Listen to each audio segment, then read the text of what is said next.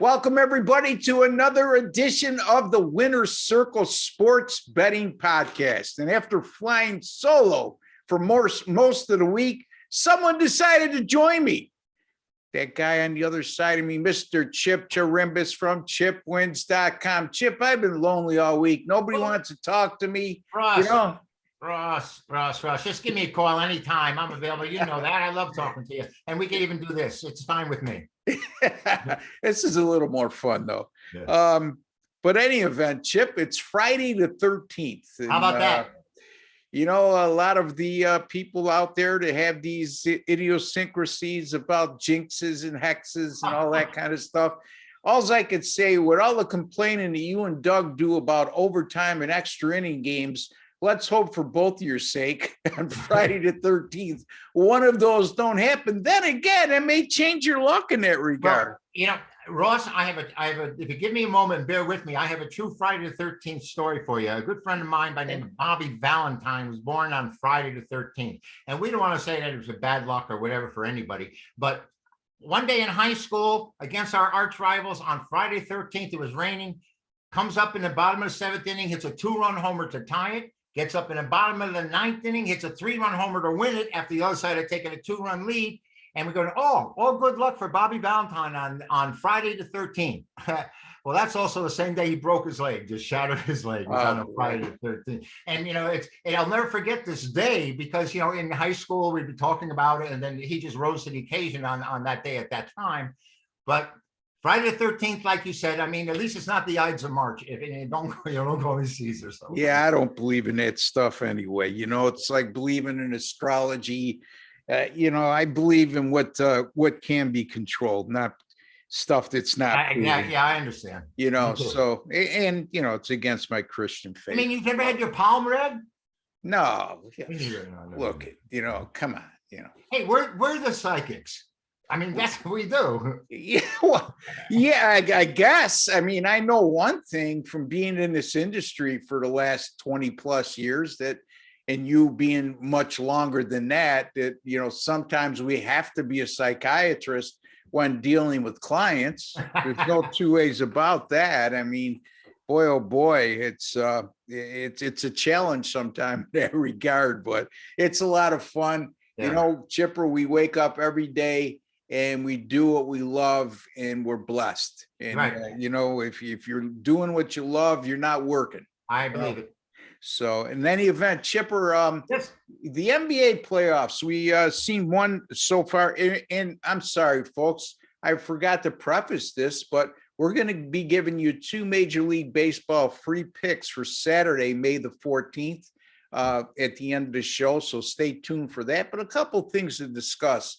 The NBA playoffs, one, there's going to be no games on Saturday. So tonight, as we're recording on Friday the 13th, we're recording early. So we are taping 24 hours in advance. And having said that, there are 2 NBA games going tonight.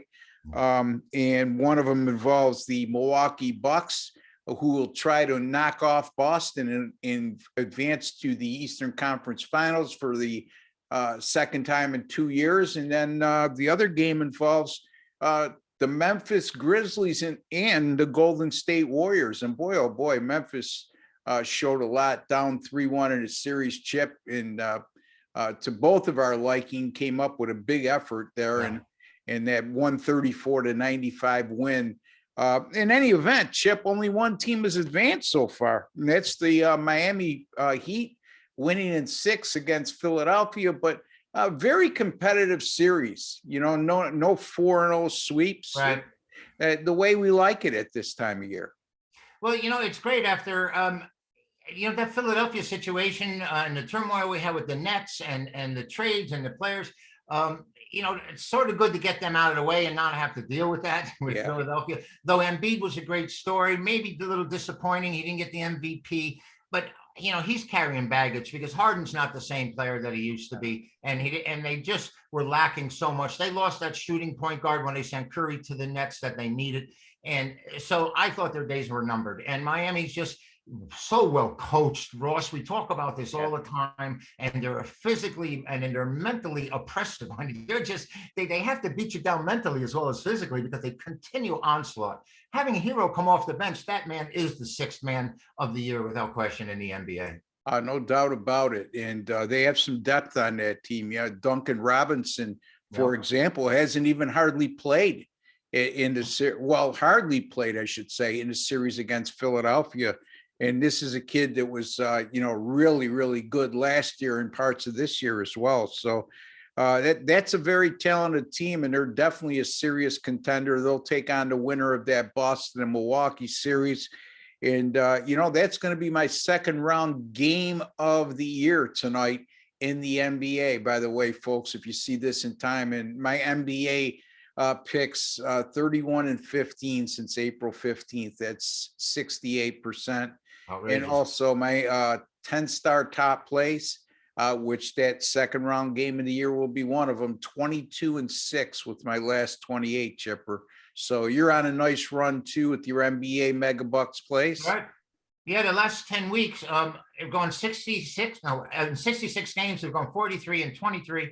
Looking to get that, you hit that 67% margin just once, and then you lose two, and it's such a struggle to get back there. But we've come back. We won 3 straight NBA games. I love this Friday night game as well as you do, and I'm looking forward to Sunday's match. I mean, the NBA for us, Ross, I know because of your record, and because of what I've been doing, and we haven't even talked as much as we usually do, and they've been falling into place for both of us. So the NBA has been great, and now we got to turn our focus to Major League Baseball, because that's what's going to happen for the next 3 months. So well, Major League Baseball right now, 16-8 with the last 24 for myself. Right. I don't know. You have anything going in Major League Baseball at the present time? Other than the fact that my Megabucks have been really inconsistent. I've been posting just one game during a day during these NBA playoffs. And the NBA playoffs have been so rich for us that, like I said, I've been sticking with one game. I came out with 3 games here on Friday night. I'll definitely have 3 games on Saturday. And, 3-game packages are what I usually like to post. But with the distraction with the NBA this past week and not having a real good feel, Ross, we talked about these times and when we see such big, heavy favorites in these games. And, last week, I'll give you an example, Ross. We don't like the later run line. I say I never laid a run line. What happened last week right here? In Minnesota, I said I didn't want to use them at 2-1. I gave it to you on the run line. They win 1-0. The last time I bet a run line game, Tom Seaver pitched a no-hitter and won 1-0. And I told you that's why I hate to do it. I mean, that's a God's honest truth. But, so I got beat with that one with those. So sticking with one game a day right now until the NBA goes away, except on the weekends, is probably the way I'm going to go. Yeah, well, I've hit 5 free pick winners in a row here on this channel. Right. So let's see if we can keep that going. That's just bad luck. If you shut out a team 95% of the time, you're going to win on the run line as well. So, but that's just the way it goes. That's baseball right now. You just, it's still early. So I wouldn't draw any conclusions from a slow start or a fast start for anybody right now. But what bothers me about this though, everybody in this business now has made adjustments because of the differentials between those that have and those that haven't, and they're laying run lines all over the place. They're winning games 9-1, 12-2, 13-0. I get involved. I got a 1-0 game. So I don't know. It's Friday the 13th every day. What could I tell you, my friend? So there you have it. And, anything else you want to discuss before we get? I'll give you my free play because I love this one. It's a doozy. And not just because of the uniform colors, because they have the most favorite logos I've had with the Pirates and the Cincinnati Reds with the brown ball. Anyway. Cincinnati's been atrocious, right? But guess what? They've come out. They've won 4 of the last 5, 5 of the last 7. They're making a run right now. Watch out, Ross. They're 8-24, but they're playing Pittsburgh, and they're favored on the road. And they've been so atrocious for them to be favored. Caught my attention here. So I look at Luis Castillo. He's in his 6th year. He's had 1 winning season, and although he's only had 1 winning season, Ross, his lifetime career ERA is under 4. It's 3.73. It's just pitching with this Cincinnati team. Yeah, and it's for his career in 701 innings. He's had 755 strikeouts, which averages 1.1 K an inning. He's averaging better than 1 strikeout inning, which is fantastic. Yeah, and he's just been pitching in hard luck. Now, the Pittsburgh pitcher, Zach Thompson, he's 1-3. He hasn't thrown all that bad last 2 times out. Before that, he had gone bombed 4 games in a row, really giving up 4 runs, 3 runs, 6 runs. ERA 7.08. Even though Pittsburgh, I like this Vogelberg, this 800-pound leadoff guy they have, and this lefty. He's still hitting about 340. But Cincinnati is, I think they're 10-3 over Pittsburgh in the last 13 meetings. They're 20-7 in the last 27 meetings overall. So they have a history, and they've got a pretty good sample of dominating the Pirates. And both of these teams are bottom feeders. We know that. I mean, Pittsburgh's 13-18 on the year, but Cincinnati seems to, after such a horrific start, to seem caught a little energy. And I'm rooting for them here, and we're going to have them on Saturday. I got Cincinnati over Pittsburgh, small favorite on the road. Yeah, Cincinnati over the Cincinnati Reds over the Pittsburgh Pirates. And that's Cincinnati as a road favorite. Go figure, folks. What a crazy year so far in Major League Baseball. And we haven't even finished May yet. We're not even halfway through it. So I'm going to be taking a look, Chipper, at the New York Yankees at the Chicago White Sox. It'll be a pair of left-handers. Jordan Montgomery going for the New York Yankees and Dallas Keuchel for the Chicago White Sox. This is a 7:10 p.m. Eastern time start on Saturday evening. Right now, the New York Yankees are a -140 money line favorite. Well, Keuchel, 5 starts this year, and he's been brutal. 7.29 ERA, and be honest with you, it should be much more than that when I look at his WHIP of 2.10, which leads me to believe not only is that a terrible ERA, but with his WHIP, it could be a lot worse. He seems to be wiggling out of some jams that could have made this ERA in double figures very easily. The Chicago White Sox bullpen at home this year has struggled with a 5.06 ERA, 164 WHIP. Their last 7 games, the Chicago relievers have allowed 5 home runs in 27 1/3 innings pitched. That's sort of high for a bullpen. Since 2020, the Yankees have gone 6-1 versus Chicago White Sox. Jordan Montgomery, 6 starts this year with a 2.90 ERA and 0.94 WHIP. That's some pretty damn good pitching. 3-0 in his career team starts against the White Sox with a 1.80 ERA.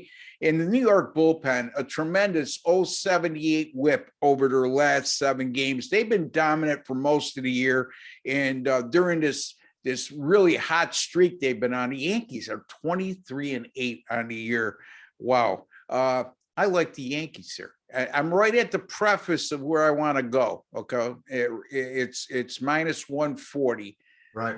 So here's what I would suggest, folks. If it gets anything over 140, do not hesitate to use the run line in this situation. But at the time we're taping, which is 24 hours in advance, it's at -140. And I'm going to be willing to lay that kind of juice in this particular situation on the New York Yankees -140 over the Chicago White Sox and Dallas Keuchel, who has not been the same since he won the AL Cy Young Award a couple years back with Houston.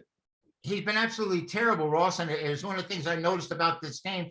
And by the way, the Yankees won 16 of 18, and one of those wins was beating me Thursday night. I thought I'd be a smart guy and take the White Sox. And the White Sox come all the way back from being down 7-3 to tie it, and never had a shot because Aaron Judge decided, well, I'm going to end this thing right now. And the Yankees bats has just been so explosive. I'm on your side here. I would not play Keuchel because his numbers are just really atrocious. And a lot of this is like what we're seeing, aging players and on all levels and aging players. Cano's going to sign with the Padres, and guess what? My boy Gary Sanchez is at 192. Yeah, there you go. Nothing's changed, just the site of location of where he plays 162 games a year, or 81, whatever you want to term that as. But anyway, okay, so Chip Chirimbus is on the Cincinnati Reds as a road favorite over the Pittsburgh Pirates. Ross Benjamin, I'm taking the New York Yankees minus the 140 over the Chicago White Sox. Folks, if that line goes any higher, do not hesitate to lay the 1.5 with the Yankees at Progressive Field in Chicago. Chip, before we go, tell the folks where they can find you and some of the streaks you got going on again of late. Thank you, Ross. They pale in comparison to what you've been doing, obviously, but I am still 43-23 in the last 10 weeks of NBA selections, top selections at 65%, 64.7, whatever. But I'm very, very happy with it. One a day out there, and we're trying to put our triple play of Major League Baseball selections together every day with a 3-game pack. And we're not looking to lay any favorites, like you said, Ross. We're looking for those small dogs, small favorites, and sometimes even big underdogs if the price is right and the place is right. But all at chipwins.com. Log on, follow the buy link. Very, very simple. You get them at a reasonable price too, I might say, Ross. So like you say, you spend a little to win a lot. Yes, sir. Spend a little to make a lot, actually, is what I say, but that's okay. Close enough, Chipper. You can find me at rbwins.com, folks. Like I alluded to earlier, been red hot now for somewhere around 8 weeks, 7 weeks in that area. As a matter of fact, to be specific, 61-38 with my last 99 picks in all sports. That's good for 61.6%, 99 picks. With me, I'm not a big volume guy, so that extends over a pretty good period of time. Also, my NBA since April 1st, I've gone 31-15. That's 68%. My NBA 10-star top plays are 11-3 with my last 14, all 10-star top plays, which is equivalent of Chip's Megabuck plays, 22-6. Wow. That's 78% with my last 28, folks. rbwins.com, where I guarantee you on all single and multi-game packages, daily packages, that is, that if you don't win, you don't make a profit. I will match your purchase by crediting your account that exact amount. If you look, for example, if you lose a $35 pick, I'll credit your account $35. And you could use that toward any future purchase you desire, although that's been pretty much a moot point over the last 7 or 8 weeks. And also, folks, don't forget to subscribe to our YouTube channel.